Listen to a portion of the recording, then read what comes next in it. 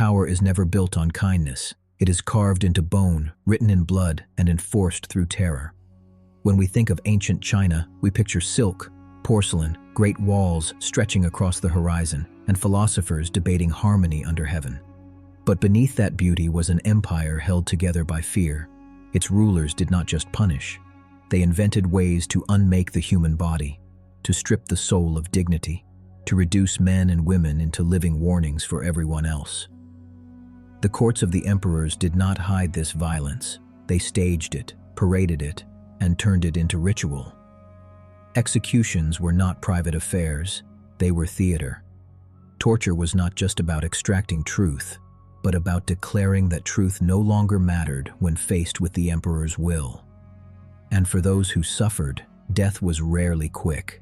Instead, punishments were designed to stretch out pain, to make every second another demonstration of the empire's absolute control. These punishments were not accidents of cruelty. They were crafted deliberately. Legalist philosophy, the same ideology that helped Qin Shi Huang unify China in the 3rd century BCE, declared that fear was the foundation of order. Confucius spoke of virtue, but emperors understood a darker truth. It is not morality that keeps a population obedient. It is the knowledge that disobedience will destroy not only you, but your family, your future, even your memory. And while we might think of these punishments as relics of a barbaric past, echoes remain. Public shaming, the spectacle of humiliation, and even modern executions still carry the same principle. Make an example so terrifying that others fall in line. Surveillance cameras may have replaced the convoy. Prison cells may have replaced coffins in the wall, but the lesson is unchanged. Obedience is demanded, and fear is the price of resistance. In this story, we will descend into the darkest chambers of imperial justice. We will see what it meant to be cut apart, piece by piece, in the ritual of lingchi, death by 1,000 cuts. We will walk past prisoners locked in wooden collars so large they could not feed themselves. We will hear the iron hiss as it burned flesh on the torture chair, and the silence of walls where victims were buried alive. We will witness clans wiped out for a single crime, historians mutilated for speaking truth, and corpses punished as though death itself were not enough. Each chapter is not only a glimpse into the cruelty of the past, but a mirror to our present. The world has not abandoned fear. It has only refined it, hidden it behind laws, policies, and clean walls. Ancient China simply had the honesty to display it in the open, under the sun, where all could watch and learn. So prepare yourself. This is not a story of dynasties or philosophers. It is not a tale of silk and jade. It is the story of how pain was turned into politics, how flesh became a message, and how the empire of fear carved obedience into the marrow of its people. Because in ancient China, justice was not about truth. It was about terror. And nothing captured that terror more completely than the punishment so infamous it became a legend in both East and West. 1. Lingchi, death by 1,000 cuts. Few punishments in human history have carried the same weight of terror as lingchi. The phrase itself is often translated as death by 1,000 cuts, but in China it was also called slow slicing or lingering death.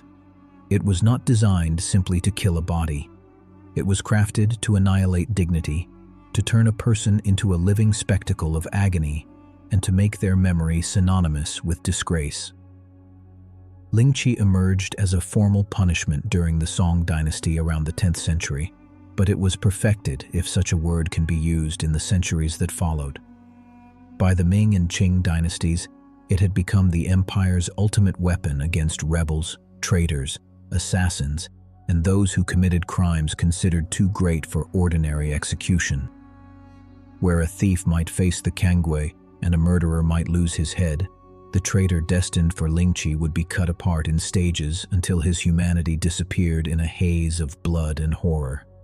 The condemned man or woman was tied to a wooden frame, arms outstretched, torso bare, and legs restrained. Unlike a clean beheading where one stroke ended everything, lingchi was a ritual of endurance. Executioners were trained not to kill immediately, but to extend the suffering. A cut here, a slice there. The body slowly dismantled while the victim was forced to endure. Records describe hundreds of cuts made before death, each wound a deliberate reminder that pain itself had become the instrument of law. One of the most infamous cases occurred in 1905, when a man named Fang Zhengjung was executed in Beijing for the murder of his master. Photographs from this execution, taken by French soldiers stationed in China, later circulated in the West, fueling the legend of lingchi. In these images, we see not just a broken body, but a punishment meant to shock the living into obedience. The fact that cameras captured it made the punishment more than a local terror. It became an international symbol of cruelty. But lingchi was more than physical suffering. In Chinese culture, the body was sacred, a gift from one's parents, not to be mutilated even in death. To die whole meant to pass into the afterlife with dignity. To be dismembered meant eternal shame. Lingchi robbed the victim not only of life, but of peace in eternity. It was punishment in this world and condemnation in the next. Imagine standing in the crowd as the execution unfolded. Sunlight glinting on steel, the condemned bound to the frame, a hush falling over the square. The first cut might be small, a slice of flesh from the chest or thigh. The victim would cry out, and the crowd would shift uneasily. But the cuts continued, steady, merciless, until the body was unrecognizable. Sometimes opium was given to dull the pain, but more often it was denied, ensuring that every nerve remained alive until the very end. Compared to modern executions, quick injections, electric chairs, or firing squads, lingchi was a deliberate mockery of mercy. Where today's systems try to hide death behind clean walls and clinical rituals, China's emperors exposed it, exaggerated it, and prolonged it for maximum effect. It was not about justice, it was about fear made flesh. Historians record that some victims endured for hours. Executioners sometimes granted favors, striking vital organs early if bribed by family, but others followed orders to the letter, cutting until the last breath rattled from the throat. To watch such a death was to be reminded that the empire had absolute power over your body, your soul, and even your corpse. When lingchi was finally abolished in 1905, it was not because China suddenly grew merciful. It was because the Qing dynasty, weakened and ridiculed by foreign powers, sought to modernize its image. But for nearly 1,000 years before that, lingchi remained the empire's most horrific symbol of justice. And while lingchi ended life slowly, some punishments were designed not to kill, but to keep you alive in humiliation, wooden prisons that turned daily existence into a drawn-out death. 2. The Kangge, living death in wooden stocks. If lingchi was the empire's sharpest blade, then the kanggu was its slowest poison. Where one method sought to tear flesh apart, the other trapped the living body inside a wooden coffin worn in daylight. It was not meant to kill quickly. It was designed to humiliate, weaken, and let suffering linger until life itself dissolved into exhaustion. The kangwe was a heavy wooden collar, sometimes weighing over 40 kilograms, locked around the prisoner's neck. Shaped like a square plank, it extended well beyond the shoulders, making it impossible to scratch, feed, or even wipe one's face. The condemned could not remove it, could not lie down comfortably, and could not escape the relentless stares of the crowd. To wear the kangwe was to be turned into a public exhibit, a reminder that the law could bend a body into disgrace without drawing a drop of blood.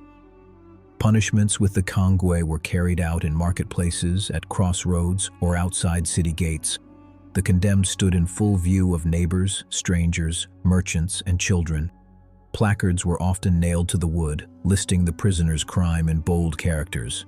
A thief might be branded as a robber of trust, while a gambler might wear the words, "enemy of virtue."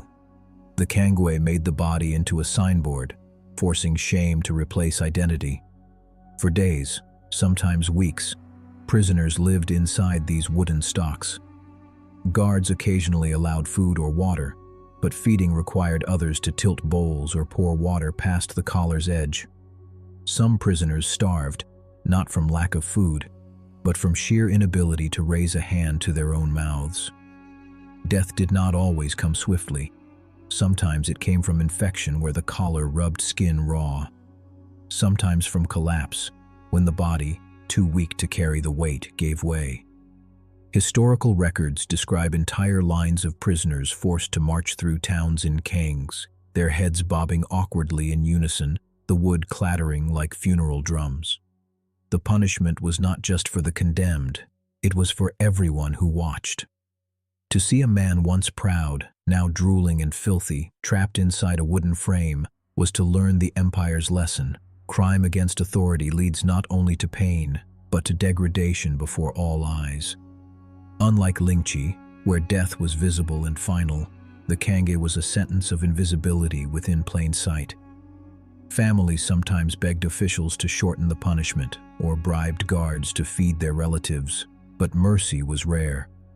More often, the condemned rotted in silence until the body gave up, leaving a corpse still trapped in its wooden coffin of shame. If we compare this to modern times, echoes remain. Solitary confinement, for example, locks prisoners into isolation, depriving them of human touch and self-sufficiency. Where the Kanga destroyed dignity through exposure, solitary destroys it through absence. Both reveal the same philosophy. To break a person, you need not only pain, you need helplessness. The Kangwei endured for centuries, used not only in imperial China but also in neighboring Vietnam and Korea. It was simple, cheap, and effective. A single wooden frame could turn a man into a spectacle for weeks. Unlike the execution grounds, which required drama and soldiers, the Kangwei needed only silence, hunger, and shame. In the words of one Qing magistrate, the Kangwei kills not by blade, but by time. And yet wood was not the cruelest tool of the empire. Fire and iron could turn the human body into something far more horrifying, a vessel for screams that lasted until the flesh itself gave way. 3. The iron chair and hot punishments. If the Kangs starved the condemned slowly and lingchi carved them apart, then the iron chair reduced them to fuel for fire. This punishment was not about spectacle in the market square, nor about displaying shame in the open air. It was about sound, the hiss of flesh, the shriek of a throat, the cracking of skin under heat. Fire was the emperor's most merciless servant, and the iron chair was its throne. The device was deceptively simple. A heavy iron frame shaped like a seat fitted with clamps and straps to immobilize the arms and legs. Prisoners were bound so tightly that they could not flinch. Beneath the seat, officials lit a brazier. Heat rose steadily through the iron, turning it into a furnace. At first, the prisoners squirmed as the cold surface warmed, then writhed as it scorched. Eventually, skin fused to metal, and the body became part of the chair itself. This method was often reserved for interrogations, where truth was less important than compliance. In Ming Dynasty records, interrogators described heating the chair until the accused confessed, though whether those words were genuine or forced by agony mattered little. Some never survived long enough to admit anything. Others screamed whatever names or secrets were demanded, their words drowned in their own cries. Fire had many uses in China's system of punishment. Heated iron tongs tore flesh from bone. Branding irons left marks of guilt across foreheads and cheeks, scars that turned men into walking verdicts. Even boiling water and molten metals were sometimes poured onto skin or down throats. Punishment and execution fused into one act. The common thread was permanence. Whether the victim lived or died, the evidence of fire clung to their body forever. Contemporary witnesses wrote that the smell of burning skin filled courtrooms, mingling with the incense meant to honor ancestors. To those who watched, it was both unbearable and unforgettable. The empire wanted it that way. Torture by fire was designed to leave an imprint not only on the victim, but on everyone who heard the screams echo through palace halls or market squares. Modern parallels are rare, yet faint echoes exist. Stories of electrical torture in the 20th century, metal chairs wired to deliver shocks, mirror the logic of the iron seat. Bind, immobilize, then let energy destroy. The difference lies not in intent, but in technology. Ancient punishments used flames and metal. Modern ones use wires and current. In both cases, pain was refined into an instrument of state. The cruelty of the iron chair lay in its gradual nature. Unlike beheadings, which ended in a single stroke, or starvation, which consumed life silently, fire devoured layer by layer. Prisoners sometimes lost consciousness before death, but others endured until organs failed. Accounts speak of guards scraping remnants from the seat once it cooled, a final insult to bodies already reduced to ash and scar.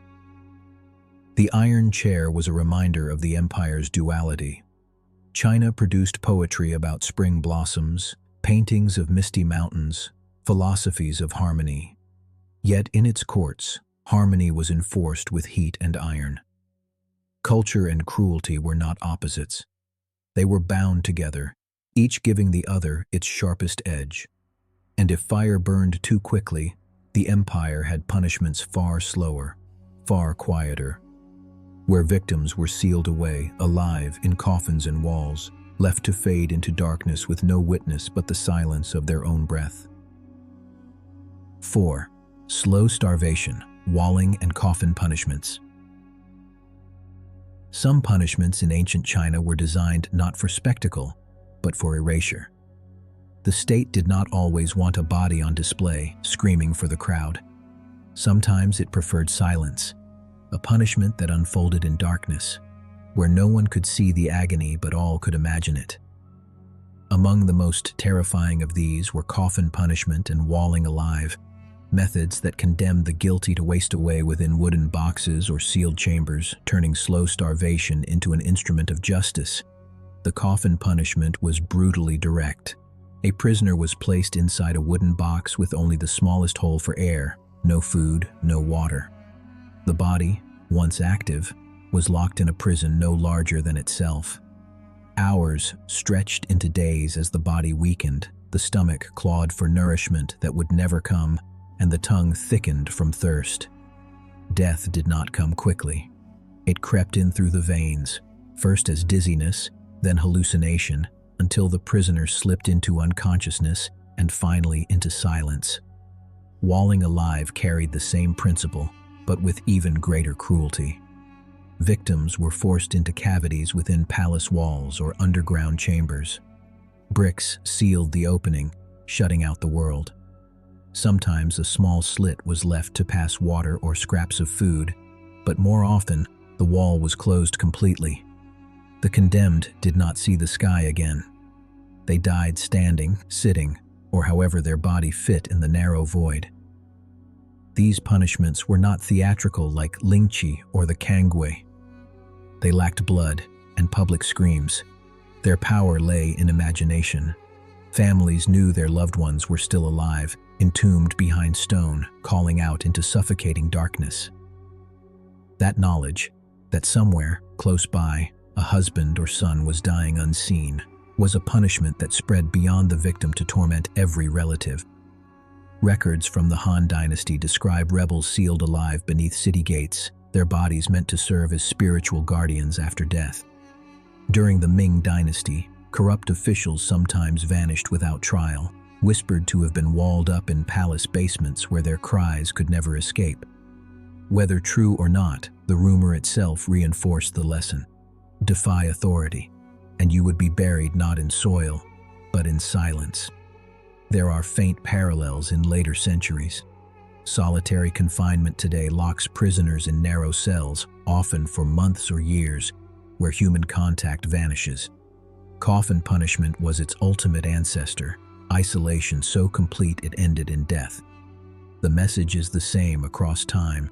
When the state wishes to break you, it does not always use blades or fire. Sometimes it simply denies you the world.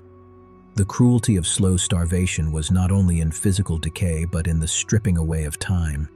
Victims knew death was inevitable, yet were forced to endure every hour of its approach. Hunger gnawed from within, while walls pressed from without. There was no release until the body gave way.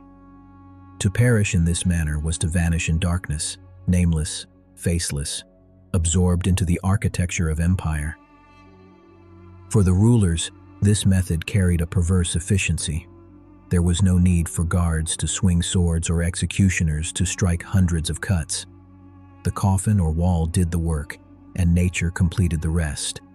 Punishment became self-sustaining, wood, stone, and hunger acting as the emperor's silent agents. But sometimes silence was not enough. Sometimes the empire wanted death to be seen, to be performed, to be carved across the public stage. And when that was the goal, execution grounds became theaters of blood where death arrived in pieces rather than as a single blow. 5. Execution grounds, beheadings, and dismemberment. When rulers wanted punishment to echo across the empire, they chose the execution ground. These spaces, usually at the edge of cities or beside busy markets, were not merely killing fields, they were theaters of authority. Here justice was staged in broad daylight, not to deliver peace to the condemned, but to instill dread in every witness. The most common execution was beheading, swift compared to lingchi, yet still steeped in humiliation. The condemned were paraded through crowded streets, their crimes shouted by officials, their faces smeared with ink to mark disgrace. At the scaffold, the executioner raised his sword, and in a single arc, a head was severed from its body. Clean, efficient, but no less terrifying. For in Chinese culture, to lose one's head was to lose wholeness in death, a wound carried into the afterlife. But when the state wished to amplify fear, it escalated. One variation was Yao Zhan, or waist severing. Victims were tied to a pole, then sliced in two at the waist with one stroke. The body toppled in halves, the crowd recoiling, the lesson unmistakable. Rebellion cut life apart as cleanly as flesh. Even more brutal were chariot dismemberments, recorded in early dynasties. Limbs were tied to horses or chariots, then pulled until the body tore apart. This was punishment not only of flesh but of memory, reducing a man into fragments, leaving nothing to bury whole. One infamous case burned itself into history. In 1402, during the Ming dynasty, scholar Fang Xiaoru refused to legitimize the usurper emperor Yongle. For his defiance, he was sentenced to the punishment of 9 familial exterminations, not only executed himself, but condemned along with 873 relatives and students. His own execution was brutal, though not recorded in detail. What mattered was that his clan was erased root and branch. His death became a symbol of how far emperors would go to silence a voice. Execution grounds drew enormous crowds. Merchants paused their trade, peasants carried children on shoulders, officials arrived in full dress. For many, it was entertainment as much as fear. Some wept, some cheered, some watched silently as steel rose and fell. The state encouraged this attendance, for each spectator became a messenger, carrying the horror back to villages and homes. Foreign travelers recorded their shock. Jesuit missionaries in the 17th century wrote of public beheadings in Beijing, where dozens of criminals lost their heads in a single morning, the corpses piled like firewood. To European eyes, it was barbarity. To Chinese rulers, it was efficiency. One morning's work to remind a city of its master. Compared to modern executions, hidden in prisons, sanitized behind closed doors, these spectacles were deliberate exposures. Where today's states seek to conceal, ancient China sought to reveal. Death was not just punishment, but message. Every swing of the sword declared, authority rules not through persuasion, but through fear etched in flesh. And yet, the execution ground was not the empire's darkest invention. It was dramatic, yes, but final. There were punishments that reached beyond death, that destroyed not only the body, but the family, the lineage, the very memory of a person. To be executed was terrible. To see your entire clan condemned for your crime was something far worse. And so we come to collective punishment, the method that annihilated not only the guilty, but everyone who shared their blood. 6. Collective punishment. 9. Familial exterminations. If the execution ground ended one life, collective punishment ended generations. Among the most terrifying practices in ancient China was the 9 familial exterminations, a sentence that wiped out not only the condemned but their entire bloodline, often extending to teachers, students, and associates.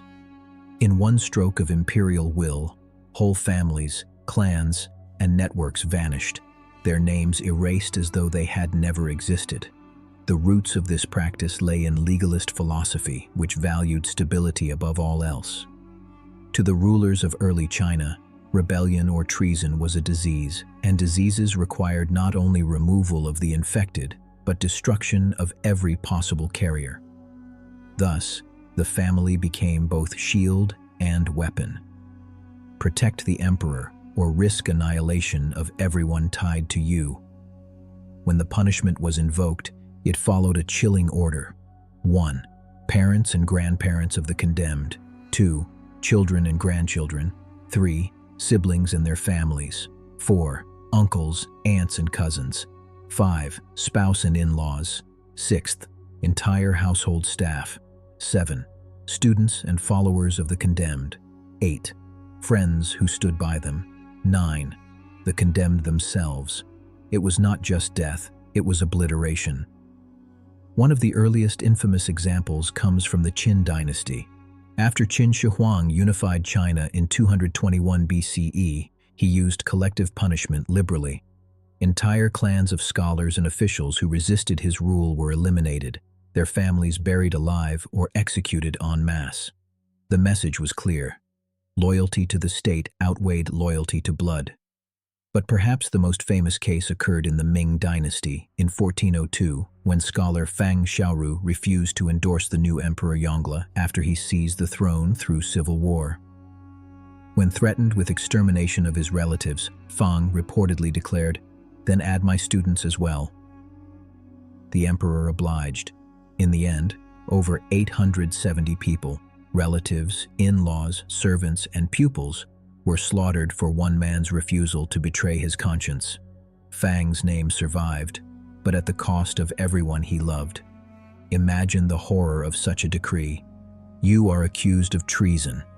It is not only your life at risk, but the lives of your children, your parents, your cousins, even your students. Every cry, every plea, every execution would echo your name. It was a punishment that weaponized love, turning family ties into shackles of terror. Compared to modern systems, where crimes are, in theory, judged individually, this punishment feels almost unimaginable. And yet, echoes remain. Authoritarian regimes of the 20th century often punished not only dissidents but their families, sending wives and children into camps, erasing entire bloodlines from records. Ancient China's collective punishment was not an anomaly of cruelty, it was a blueprint. The 9 familial exterminations reveal a deeper truth about power. To kill a man is simple. To erase his entire existence, past, present, and future, is to claim godlike authority. Emperors wielded this tool sparingly, for it inspired fear even among loyal officials. To serve a ruler who could extinguish your family for one misstep was to live in permanent shadow. And yet, some emperors embraced that shadow fully. Under them, the empire became not a family of families, as Confucius envisioned, but a prison of families held hostage by fear. But there were punishments even worse for the living, fates where death was denied, where the body was mutilated yet forced to continue, stripped of lineage, identity, and dignity. Among them, none was more feared than castration. 7. Castration and living punishments. Among the punishments of ancient China, few inspired as much dread as castration. Unlike lingchi, which ended life in a spectacle of pain, or the kang, which slowly drained strength in public, castration was a punishment of survival. It stripped away masculinity, lineage, and dignity, leaving the victim alive but forever changed. The practice dated back to the Zhou dynasty and remained a legal penalty for centuries, often imposed on those accused of treason, corruption, or grave offenses against the emperor. Castration was both mutilation and social death. To lose the ability to father children in a society where family lineage was sacred was to lose one's place in the world. A man's duty was to continue his ancestors' line. Castration severed that duty permanently. Punished men were often sent into service within the imperial palace as eunuchs. Here, they entered a strange twilight existence, stripped of identity, yet given proximity to power. Eunuchs could rise to high rank, managing court affairs, overseeing finances, or even advising emperors. But the path to influence was paved with humiliation. Their bodies marked them as incomplete, their status a reminder of punishment endured. The historian Sima Qian provides one of the most famous personal accounts. In 99 BCE, after defending a disgraced general, Sima was sentenced to castration rather than execution. He accepted the punishment so he could complete his monumental work, the records of the grand historian. In his own writings, he described the torment of living as a man without manhood, confessing that survival sometimes felt worse than death. Yet his choice preserved a history that might otherwise have vanished. His suffering became the price of China's memory. Eunuchs filled the palace for centuries, their presence both essential and distrusted. Emperors used them as tools precisely because they could not father heirs and thus posed no dynastic threat. But their influence was a double-edged sword. Some eunuchs became infamous for corruption and manipulation, their resentment of society fueling ruthless ambition. Others remained silent servants, shadows in gilded halls. All of them bore the same scar, a body punished into obedience. Compared to other punishments, castration was especially cruel because it stretched into every corner of life. It denied the condemned the joy of family, condemned them to whispers and ridicule, and turned their very existence into a reminder of imperial power. Death ended pain. Castration preserved it, day after day, year after year. Modern parallels are not absent. In some regimes of the 20th century, forced sterilization was practiced against prisoners, minorities, and the mentally ill, a practice hauntingly close to the logic of ancient China.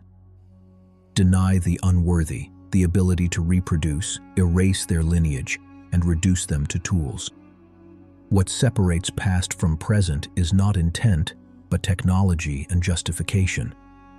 To live castrated in ancient China was to inhabit the role of the punished forever. There was no redemption, no return to ordinary life. Even in death, eunuchs were buried apart, their graves often marked by silence rather than honor. Castration reminds us that punishment was not always about killing. Sometimes the empire chose to preserve the body as a living warning, ensuring the pain outlasted the act itself. But even when life ended, punishment did not. For in China, emperors often reached beyond the grave, desecrating bodies and memories to erase rebels not only from the present, but from history itself. 8. Post-mortem punishments and corpse desecration. In most cultures, death draws a final line under punishment. The body is buried, the soul released, and justice, however cruel, is complete. In ancient China, however, that boundary did not always hold. For rulers determined to obliterate enemies entirely, even the grave could be violated. Punishment continued after life ended, targeting not only the flesh but the memory of the condemned. One method was corpse desecration. Executed rebels and traitors were not granted burial rights. Instead, their bodies were cut apart, burned, or displayed. Heads were nailed to gates, torsos left to rot in markets, limbs scattered as warnings. These displays were not about vengeance alone, they were messages. A rebel's death was private, his corpse, mutilated and paraded, was public. The Tang dynasty records tell of rebels whose bodies were boiled in great cauldrons, the steam and smell filling execution grounds. During the Ming era, officials accused of treachery sometimes faced exhumation after death. Graves were opened, remains burned, ashes scattered to the winds. The intention was clear: to deny even the peace of death, to make the rebel nameless and unremembered. One chilling case is that of Zhao Gao, a powerful eunuch of the Qin dynasty. Though not executed in this fashion himself, he was notorious for orchestrating such punishments. Enemies were killed, their bodies dismembered, and families forbidden to bury them. By denying burial, Zhao Gao inflicted a punishment deeper than physical pain. He condemned souls to wander eternally, cut off from ancestral rites. This fear of post-mortem dishonor was deeply rooted in Chinese belief. To die without proper burial meant exclusion from the ancestral tablet, the very symbol of continuity with one's family line. It was annihilation on two planes, the physical body and the spiritual identity. Thus, corpse desecration was not only about shaming rebels, it was about cutting their descendants off from honoring them, erasing their place in the lineage of memory. Sometimes punishments reached even further. The Ming dynasty employed execution after death, where corpses of disgraced officials were exhumed and publicly beheaded or flogged. In these grotesque rituals, the empire demonstrated that even the grave offered no refuge from imperial justice. Modern parallels echo faintly. Dictators in the 20th century have staged public desecrations of their enemies, dragging corpses through streets, hanging them from poles, burning remains before cameras. The logic is identical. Destroy not only the life, but the symbol. Erase not only the body, but the idea. Ancient China institutionalized what tyrants later improvised. These punishments remind us that the empire's cruelty was total. It did not stop at pain, or even at death. It aimed for erasure, a silence so complete that no one dared to speak the condemned's name. From lingchi's 1,000 cuts to the Kang's slow starvation, from the iron chair's flames to coffins bricked in darkness, from executions that dismembered bodies to punishments that annihilated families, and finally to desecrations that reached into the grave, ancient China perfected the art of terror. Each method was different, but the message was the same. The emperor's will was inescapable. These punishments were not accidents of cruelty. They were systems of control.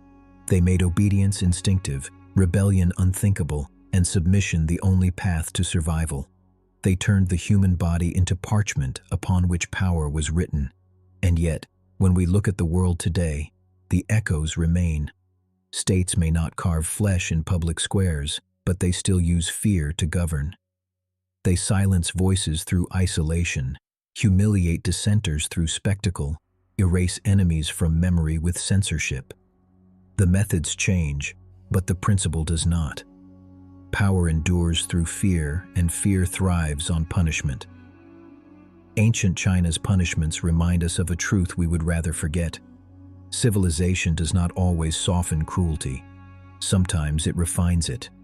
Sometimes it sharpens it into forms more elegant, more systematic, and far more enduring. So when we remember the poets, the painters, and the philosophers of China's golden ages, we must also remember the shadows behind them. For every masterpiece of jade or silk, there was also a frame of wood, a seat of iron, a wall that held the living until silence claimed them.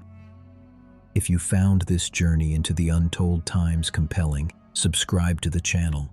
More stories await.